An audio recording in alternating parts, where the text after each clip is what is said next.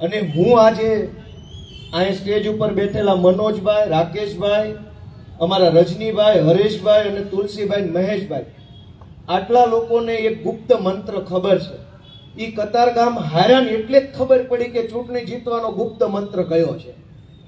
અને અહીંથી શીખાણું, કેમ કે જિંદગીની પહેલી વિધાનસભાની ચૂંટણી અમે બધા લડતા. મનોજભાઈ, હું, જે હતા એ બધા પહેલી વાર. સામેવાળા 40 વર્ષથી ચૂંટણીઓ લડે છે. એને બધી ખબર હતી કે ઝીણામાં ઝીણું કામ કેવું હોય, ઝીણામાં ઝીણી વાત કેવું હોય, માઇક્રો મેનેજમેન્ટ કેવું હોય. અમે હાર્યા પણ એમાંથી શીખ્યા. નાનામાં નાની વસ્તુ પકડી કે આ આમ કરવાનું હતું, ના તેમ કરવાનું હતું. જેટલું શીખ્યા એ તાત્કાલિક અમલમાં મૂક્યું.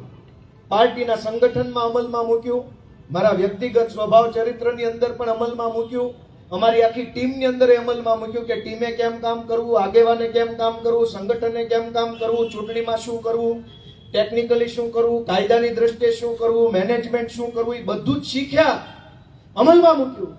અને ઓણ ને ઓણ આની આ સિઝનમાં ગોપાલ ઇટાલિયા ધારાસભ્ય થઈ ગયો.